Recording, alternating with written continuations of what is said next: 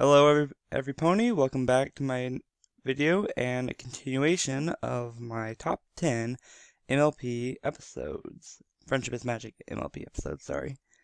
So today I'm going to be talking about number 7 and 8 and my thoughts about it. And I'll give you a brief summary of each episode, so spoilers ahead. Alright, so my number 8 is... Frenemies. In the start of this episode, Cozy Glow, Tirek, and Chrysalis are teaming up to go after a magical artifact. Grogar tells them of his bewitching bell, which was stolen by Gusty the Great, and that Gusty the Great has hidden his bell on Mount Everhoof. Once there, Cozy Glow, Tirek, and Chrysalis go separate ways to see what they can learn. No, just kidding. So this is one part I don't get about this episode. They seem to be unified. Well, not really unified necessarily, but they went their own separate ways instead of tackling this all as one group, which I found that a little interesting. Although they are villains who are so I can't complain there. Cozy Glow tries to climb the mountain, where she gets avalanched by a giant snowball. Poor little Cozy up there. Chrysalis tries to turn into a giant bird. I forget what that species of bird is called, but the strong winds of Everhoof prevent her from getting any closer. And my favorite the favorite out of each of the three. Sorry, I messed up there. My favorite out of the three, Tirek. Yes, he decided to build a camp and wait for everyone else, so he didn't submit himself to the elements. Which turned out to be a good thing. So after they all got back to camp, they discussed on what they needed to do to get up the mountain. Together they made it up the mountain, where it turns out that the cave holding the bell is protected by a magical force field. Tirek borrows Chrysalis's magic to punch a hole through the shield, allowing Cozy to get the bell out of the cave. But instead of giving the bell to Grogar, they decide to hide it and lie to Grogar in order to use the bell for their own benefits and their own plan. Grogar is furious at this and now has to think of a new strategy, not knowing that the other three are scheming behind his back. So number 7, we have Mysterious Mare-Duel. In this episode, Rainbow Dash ego gets a little boost, almost. Her ego goes into overdrive after she eavesdrops on her fan club meeting, saves a young filly from a well, saves a little young colt from going over a cliff, and saving a group of 4 elderly ponies falling from a broken balcony. I'm realizing that she's saving a lot of people who are falling. Guess I never realized that. Anywho, because of this, her ego is kind of bigger in this episode. Her ego definitely is more intensified by all the praise she receives from her actions, and that is why I was so happy to see this character, Mare-Duel, appear.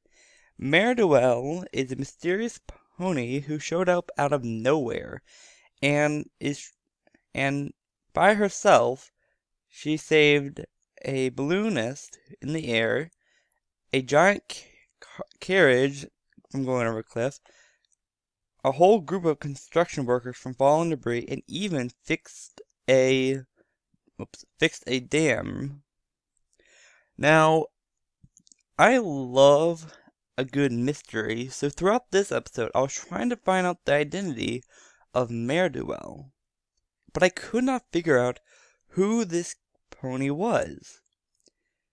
It had to be someone who is athletic enough to jump high and strong enough to stop the carriage. So originally I thought it was going to be Applejack. Then my theory kind of got more evidence after Ne'er-do-well saved all the construction workers, showing us that she has more athletic ability. But after she fixed the dam, I found it very interesting. I keep doing that. After she fixed the dam, I was shocked because that meant she was a unicorn, and luckily I recognized the color of the magic around it and thought Twilight. But then Ne'er-do-well flew on by, so it was an alicorn, so I was lost and couldn't figure out who it was. The town decides to have a little festival for Ne'er-do-well, and because Rainbow Dash is a little jealous of Ne'er-do-well, she decides to crash the party and try to unmask Ne'er-do-well. After a not long, but after a good chase scene, Rainbow Dash catches up with Ne'er-do-well, pins her down, and reveals to be Pinkie Pie. So, here is where I felt very stupid, and I do not know how I did not figure this out. Apparently, not just Pinkie Pie, but Twilight, Applejack, and every one other member of the main six teamed up to be Ne'er-do-well, and I cannot believe I did not see that on my first go-around on this episode. Rainbow Dash, in the end, learned how to be humble, and her friends taught her how to be... Sorry, I messed up there. Her friends taught her how to be humble, which I really like, and that's a good lesson for all of us to learn, that we all need to be humble when we do something good for others, and not boast on and get caught up in the fame and glory of all of it. So I like this episode because, one, it has a little bit of mystery, has a little bit of and a bit of superhero vibe, which I found pretty cool.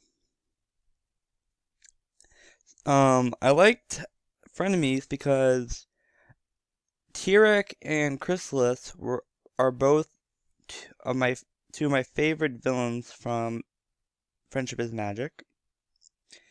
And Cozy Glow added a nice dynamic, trying to tie, because I feel like Cozy Glow is still half of a good character almost. I mean, she's manipulative and cunning and stuff like that, but she's also a really sweet kid.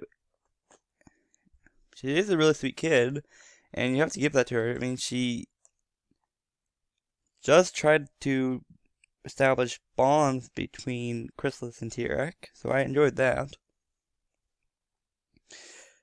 But also I like how it gave us more backstory on Grogar, who is a Generation 1 villain, and I'm glad to see more, a little tease on more lore for his character.